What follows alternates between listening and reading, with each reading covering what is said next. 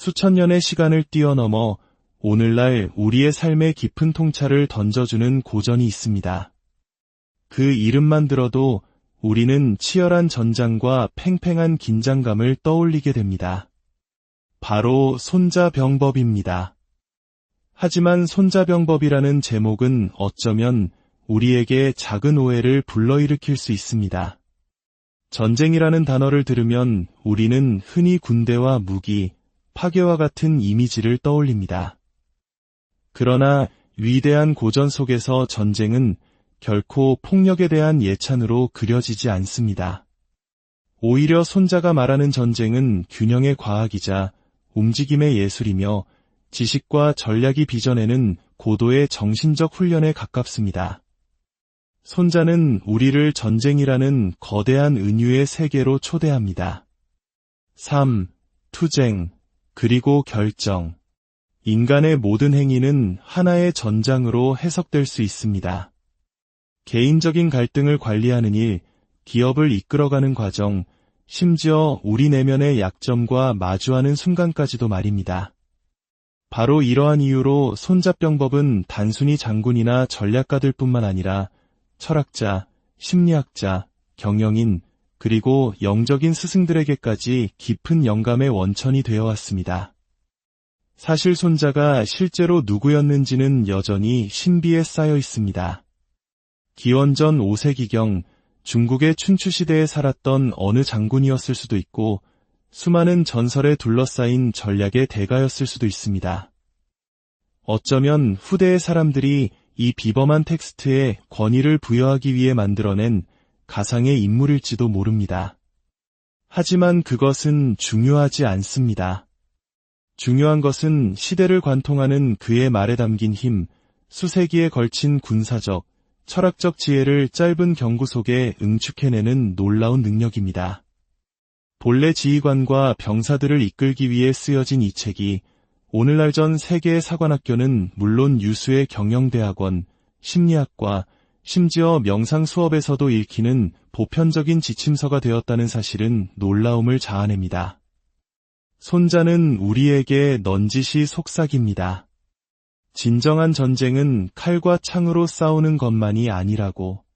진짜 전쟁은 바로 우리 내면에서 두려움과 용기 사이에서 분노와 평정심 사이에서 그리고 환상과 진실 사이에서 벌어지는 것이라고 말입니다. 손자병법을 온전히 이해하기 위해서는 먼저 이 책이 탄생한 시대로 거슬러 올라가야 합니다. 때는 기원전 8세기부터 5세기에 이르는 중국의 춘추시대. 강력했던 주나라 왕실의 권위가 약해지면서 광활한 중국 대륙은 수많은 제후국들로 분열되어 서로 끊임없이 다투던 혼란의 시대였습니다.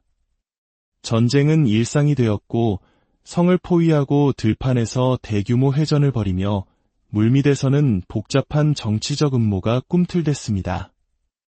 이러한 시대적 배경 속에서 새로운 지식에 대한 갈증이 생겨났습니다. 더 이상 개인의 용맹함이나 영웅적인 기사의 무용담만으로는 승리할 수 없었습니다. 교활함, 조직력, 그리고 엄격한 규율을 하나로 엮어낼 수 있는 과학적인 전쟁 기술이 필요해진 것입니다. 바로 이것이 손자병법이 탄생한 시대의 지평입니다. 혼돈스러운 충돌이 정교한 예술로, 영웅적 무용담이 치밀한 계산으로 변모하던 시기였습니다. 여기서 동양과 서양의 전쟁관이 얼마나 다른지를 살펴보는 것은 매우 흥미롭습니다. 비슷한 시기 고대 그리스에서 전쟁은 개인의 영광을 드높이는 장엄한 순간으로 찬미되었습니다. 호메로스의 서사시에 등장하는 영웅들이나 팔랑크스 대형으로 맞서는 중장 보병들의 용맹함을 떠올려보면 쉽게 이해할 수 있습니다. 수세기 후 유럽의 클라우제비츠는 전쟁은 다른 수단에 의한 정치의 연속이라고 정의했습니다. 하지만 손자에게 전쟁은 결코 그 자체로 칭송되지 않습니다. 오히려 반드시 필요한 악으로 간주되며 진정한 예술은 최소한의 피를 흘리고 승리하는 것, 나아가 가능하다면 아예 싸우지 않고 이기는 것에 있다고 보았습니다. 여기에는 도가 사상을 비롯한 중국 문화의 깊은 영향이 느껴집니다. 최고의 행동이란 세상의 흐름을 거스르지 않고 억지로 힘을 가하는 대신 순응하는 것이라는 생각 말입니다. 이러한 관점에서 전략은 단순한 군사기술이 아니라 응용 철학이자 변화무쌍한 상황 속에서 조화를 찾아가는 명상과도 같습니다. 이러한 시대상은 우리 역사 속 삼국시대를 떠올리게 합니다. 고구려, 백제, 신라가 끊임없이 대립하며 생존을 모색했던 그 시절, 을지문덕 장군이 살수에서 보여준 지략이나 이순신 장군이 명량에서 펼친 전술처럼 힘이 아닌 지혜로 위기를 극복하려는 노력은 동아시아 역사 전반에 흐르는 거대한 강줄기와도 같습니다. 손자병법은 바로 이러한 문화적 토양 위에서 분열된 세상에서 살아남기 위한 치열한 고민과 폭력을 지혜로 승화시키려는 깊은 통찰이 만나 피어난 꽃입니다. 손자 사상의 핵심은 책 전체를 황금실처럼 관통하는 몇 가지 본질적인 원칙으로 요약됩니다. 그중 가장 유명한 구절은 아마 이것일 겁니다. 적을 알고 나를 알면 100번 싸워도 위태롭지 않다. 나를 모르고 적을 알면 한 번 이기고 한 번 질 것이요. 적도 모르고 나도 모르면 싸울 때마다 반드시 위태로워진다. 여기서 전쟁은 알매 훈련이 됩니다. 전략적인 지식 이전에 먼저 내면을 아는 것이 우선입니다. 우리가 누구인지, 우리의 한계와 강점, 두려움은 무엇인지 아는 것, 그리고 동시에 외부의 상황과 상대방, 환경을 이해하는 것. 이 원칙은 비단 군대에만 적용되는 것이 아닙니다. 우리의 모든 인간관계, 직장에서 마주하는 도전, 심지어 우리 내면의 연약함과 싸우는 과정에서도 똑같이 유효합니다. 또 다른 근간은 바로 도, 즉 사물의 자연스러운 길과 조화를 이루는 것입니다. 손자는 뛰어난 장수는 결코 사건을 억지로 만들지 않으며 세상의 흐름에 자신을 맡긴다고 가르칩니다. 승리는 올바른 순간을 포착하고 상황에 적응하며 현실 그 자체가 나의 동맹이 되도록 만드는 기술에서 비롯됩니다. 이런 의미에서 최고의 지휘관은 피비린내 나는 승리를 쌓는 사람이 아니라 싸우지 않고도 자신의 목적을 달성할 줄 아는 사람입니다. 이것이야말로 최고의 경지, 즉 전쟁 없이 이기고 피를 흘리지 않고 적을 무력화시키며 힘보다는 지성으로 정복하는 것입니다. 이는 영웅주의와는 거리가 먼 시각입니다. 전투의 결과를 결정하는 것은 한 병사의 불타는 용맹이 아니라 상황을 읽고 지형과 기후, 사기와 규율을 활용하는 지휘관의 능력입니다. 손자에게 전쟁은 분노가 아닌 균형의 문제이며 충동이 아닌 명철함의 문제입니다. 결국 핵심 원칙은 몇 가지로 압축됩니다. 알고, 적응하고, 평정심을 유지하며 기다릴 줄 아는 것. 이것은 결국 삶의 철학이기도 합니다. 진정한 승리는 타인을 지배하는 것이 아니라 자기 자신을 지배하는 것입니다. 분노와 두려움, 교만을 극복하는 것입니다. 손자가 묘사하는 이상적인 장군이 항상 침착하고 냉정하며 흔들림 없는 모습을 보이는 것은 결코 우연이 아닙니다. 그는 충동적인 영웅의 이미지와는 거리가 먼 드러내지 않고 이끄는 현자의 모습을 구현합니다. 손자병법의 모든 페이지를 관통하는 주제가 있다면 그것은 승리가 가장 강한 자가 아닌 가장 지혜로운 자에게 돌아간다는 생각일 것입니다. 손자는 서구적 사고방식을 가진 이들에게는 다소 놀라울 수 있는 원칙을 강력하게 주장합니다. 모든 전쟁은 속임수에 기반한다. 이는 단순히 적에게 거짓말을 하라는 의미가 아닙니다. 환상을 만들어내고 자신의 진짜 의도를 숨기며 강할 때는 약하게 보이고 약할 때는 강하게 보이는 기술을 뜻합니다. 상대가 이미 이겼다고 믿게 만들어 함정으로 유인하는 것입니다. 손자에게 속임수란 비도덕적인 행위가 아니라 정면 충돌과 불필요한 유혈 사태를 피하는 섬세한 기술입니다. 속이고 놀라게 하고 혼란시키는 법을 아는 군대는 정면 대결 없이도 승리할 수 있습니다. 이것이야말로 야만적인 힘에 대한 정신의 승리입니다. 여기서 손자병법의 가장 유명한 비유 중 하나인 물의 이미지가 등장합니다. 손자는 이렇게 썼습니다. 물은 흐르는 땅의 모양에 따라 그 경로를 정한다. 장수는 싸우는 적에 맞추어 적응함으로써 승리한다. 물은 유연하고 부드럽지만 동시에 저항할 수 없는 힘을 가졌습니다. 항상 길을 찾아내고 장애물을 우회하며 가장 단단한 바위조차 서서히 침식시킵니다. 전략 역시 이와 같아야 합니다. 결코 경직되어서는 안 되며 언제나 상황에 따라 형태를 바꿀 수 있어야 합니다. 손자는 승리를 결정하는 5가지 기본 변수를 제시합니다. 첫째는 도우로 백성과 군주, 군대를 하나로 묶는 조화입니다. 둘째는 천으로 기후나 자연의 순환과 같은 외부 조건입니다. 셋째는 지로 지형과 지리적 유리함 또는 불리함입니다. 넷째는 장으로 지휘관의 도덕적, 지성적 자질입니다. 다섯째는 법으로 군대의 조직과 구조, 질서입니다. 흥미로운 점은 이 5가지 중 오직 장과 법만이 인간에게 직접 속한 것이고 나머지 셋은 자연과 환경, 사회적 유대감이라는 더 큰 현실에 의존한다는 사실입니다. 이는 손자에게 전략이란 결코 개인의 의지만의 문제가 아니라 더 큰 균형 속에 자신을 편입시키고 세상의 징후를 읽어내어 가장 적절한 순간에 행동하는 능력임을 상기시킵니다. 이런 의미에서 손자병법은 적응의 기술입니다.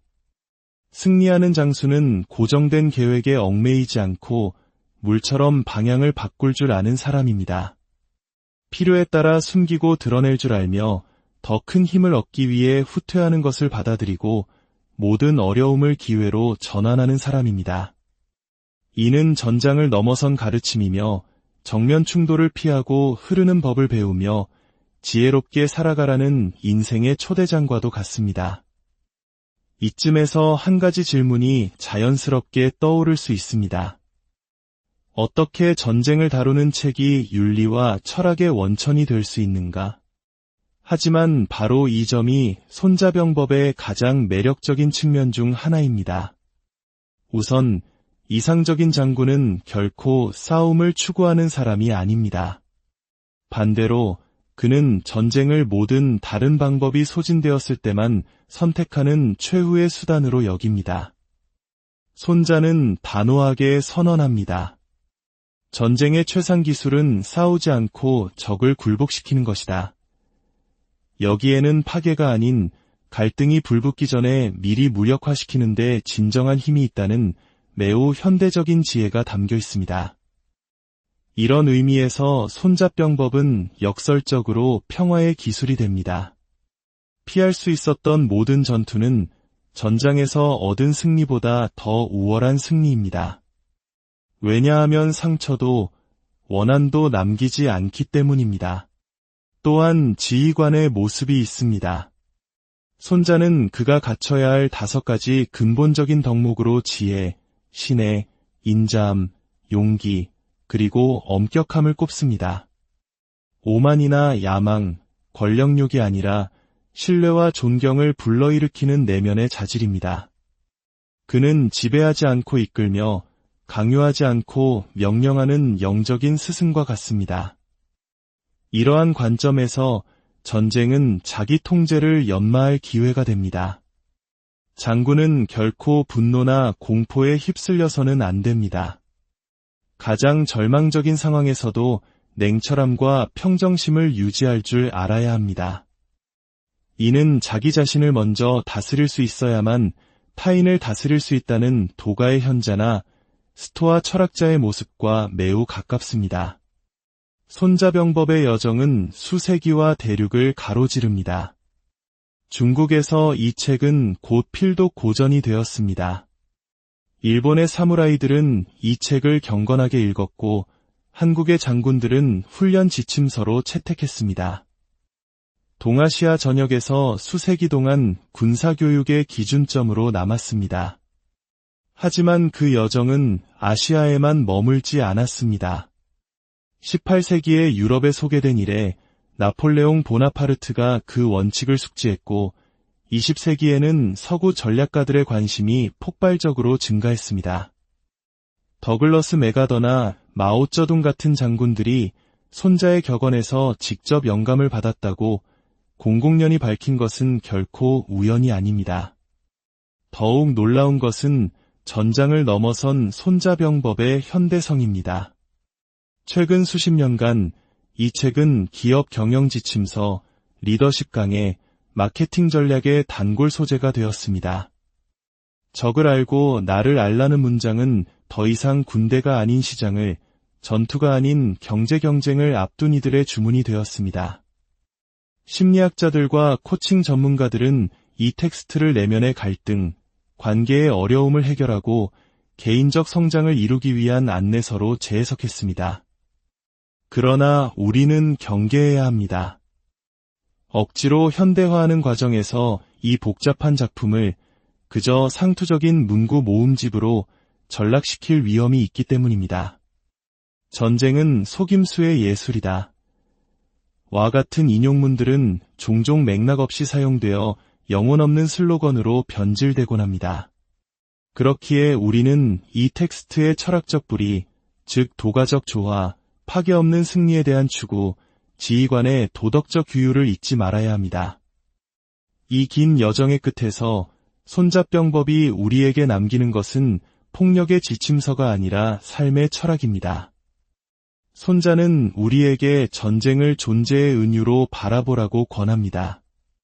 우리 모두는 매일 외부적으로 그리고 내부적으로 전투를 치릅니다.